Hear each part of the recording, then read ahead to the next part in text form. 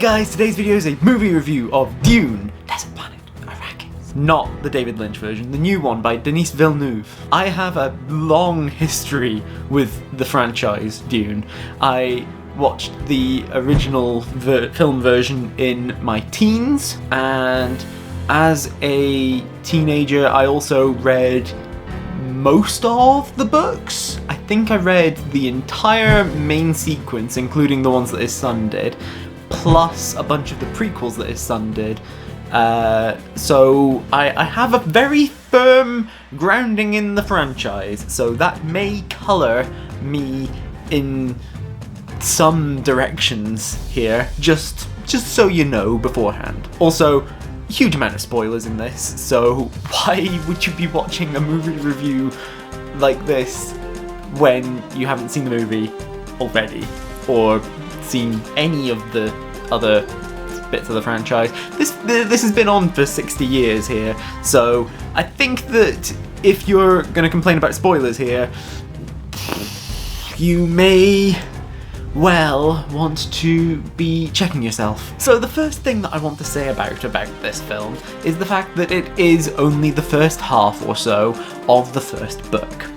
Now, that's an interesting choice that they made, and it's rather telling about the direction that they're going with the franchise. I think, I've read a couple of things since, they are doing the first book in 2 parts, and then using the second book to make it a trilogy, as opposed to doing the original Great Dune trilogy.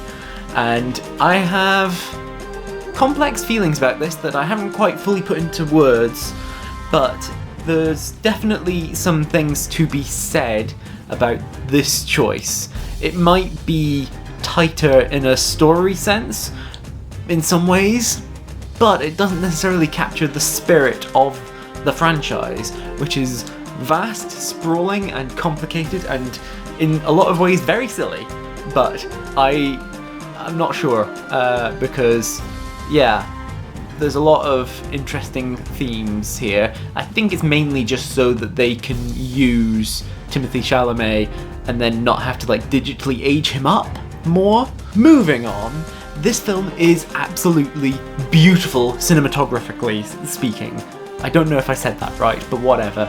It's stunning. They've made it so beautiful. They've really brought to life Arrakis and everything really, really well, and a lot of it is still reminiscent of the David Lynch stuff. I think that I can't remember the descriptions well enough. It's been a long time since I read the books, but the whole the whole stuff is very similar. They've kept that the design choices are very, very similar to the original film, and I love it. It's great. They've not just gone different for difference's sake, because that wouldn't necessarily be the best choice for a story like this. Additionally, the film really captures a lot of the intricacies and details of the book. I really, really found that did it really, really well, and quite frankly, it does a lot of really good setup for the future, because yeah, we get some really, really big cast people that you're like, but they're dead. Why would they cast that person if they're just going to die? And that's because there's a lot of stuff that goes on with Dune, and I don't want to go too much into it other than the fact that clones are a thing, basically. Did it before Star Wars. Did it long before Star Wars. Most of the key relationships in this film are done really well. You get a real sense of some of the key points of, oh, this person has this person and done that in there, but it's, in some ways, it's also a weakness because there's not enough attention paid to some of the other characters, and so there's some really key ones that are like, yes, we get that right down there, and then there's other ones who are rather neglected. And when they first announced that Timothée Chalamet was going to be taking on the role of Paul, I was very skeptical. I think most people were. I was like, he is very soft boy. He's very, very... It's not the sort of character he plays. Paul is a different sort of person than he is, or that he's portrayed as most commonly. And I think that criticism still kind of stands in a lot of ways. He did an okay enough job. He was definitely having to pull it out a lot, though, because really, like, Paul's a very stoic figure. He's a very, like, stoic and kind of tough figure, and yet Timothée Chalamet did a good enough job, but I feel like he was inching it a bit. Could have done with someone a little different than him, but he was good enough for at least this part. My major complaint about this film is that it could have done with so much more exposition. This film needed to basically have a lot more talking about the world in some ways. It got some bits and bobs of it pretty damn well, but it's such a vast and sprawling world. There's a whole host of things that they should have shown more of in this film. Most notably on this, I wanted more of Gurney and Duncan's backstories, because both of them have really, really compelling backstories in the books and the prequels and everything, and all you get in this is Gurney knows how bad the Harkonnens are, and Duncan's a tough guy. That's it. You don't get the sense of scale, or power scaling at least, in terms of fighting ability that you get in the books, because Duncan is a swordmaster of Ginaz, and he's so fucking skilled, and you just get the idea in this that he's a pretty good fighter. But the fact is that next to no one can stand against one of the Sardaukar, the guys that the Emperor's guys that were given leave to go and kill basically everyone, and Duncan gets taken down by like 20 of them, and he takes them down with him. So, like, come on, guys, show that. Show just how good. Like, they do a pretty good job of showing how badass he is, but they don't really set it up in the same way that they should have done, I feel. Duncan Idaho is a fucking amazing character, and I stand by him.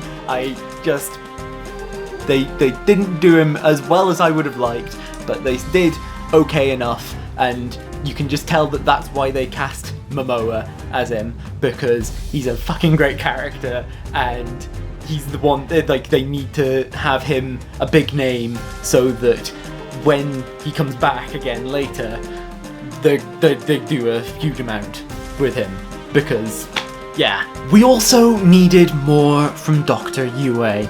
You get all of about 2 or 3 scenes with him in this film before he turns traitor, and you don't get the concept of him as his faction, the fact that they are completely and utterly infallible, because really, like, that's what makes him so trusted. That's why he's got access to everywhere.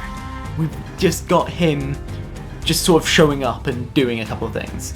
You don't get the idea that this is why he's so trusted. This is why he is the one that is the most unexpected traitor. I'm not saying that they had to do exactly what the books did in giving him, like, the whole thing where you know he's a traitor beforehand, but they could have set up his betrayal more than they did. Now, there were some glaring omissions that I felt they should have done more with, such as, where was the navigators, and why would they not go into detail about what the spice does properly? Where were the navigators?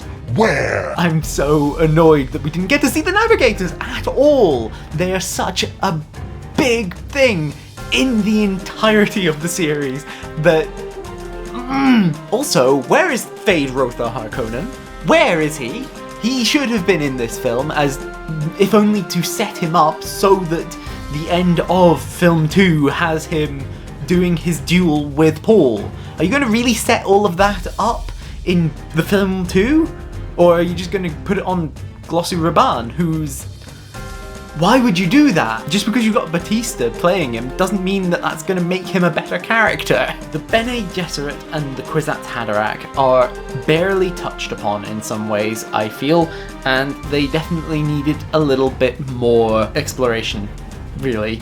There's a whole host of stuff. They effectively become one of the protagonists as a whole in later books, so the fact that they sort of show up for a bit, and they have Jessica being the same badass character she is in the books and everything else, but they don't go into what it means to be the Kwisatz Haderach as much as they should have done, I feel. Oh well. Now, I don't know if the next thing that I want to say about is just a problem that was because of the cinema I was in, or if that's just an issue in general, but I felt like there were some sound balancing issues, because you could barely hear the litany against fear. You could barely hear some bits of dialogue over background noise. And it's important dialogue. You gotta, keep that good balance. And if it's just an issue with that specific cinema, well, it's a cinema. Why is any cinema having that sort of issue? Plan it out better, guys, is my only thought. Now, Paul's visions, I feel, needed a little bit more differentiation from the main, stuff going on in the real world. So, I don't know, they felt really good and visceral, and that's meant to be what it feels like for him. But they're not gone into as much detail in the books as that. So it's a level of separation from the character, and that I think that they're trying to really zone in on Paul, and I'm not sure how to feel about that. Now, the last thing I really want to talk about is the Baron and the fat phobia inherent in the character. I feel like they kind of did it relatively respectfully in some ways. It's a complicated thing to deal with there. The Baron is a horrible person. That's the whole point of the character. Could they have made the choice to change him from being a fat guy? Could they have made that choice? Because it was written in the 60s. You could update that. That's something that you could change. So he's not just a stereotype of fat guy is horrible. I don't know. I feel like they did it better than some other ones have done, but it's a toss-up. Which way could you go on that? Lots of ways. So I think that those are all of my thoughts on Dune. I did really enjoy it. My friend that I went to see it with was very, very confused. And I feel like the lack of exposition was the real thing there. It needed a little bit more than he had there. So, yeah. Tell me in the comments down below what you thought of this film. I would love to know, so tell me down below. I hope that you enjoyed this video, and that you remember to like and share it, and subscribe to my channel. Click on the thumbnails over there to see other videos by me, click on the link in the description down below to join my Discord, and I will see you guys next time. Bye!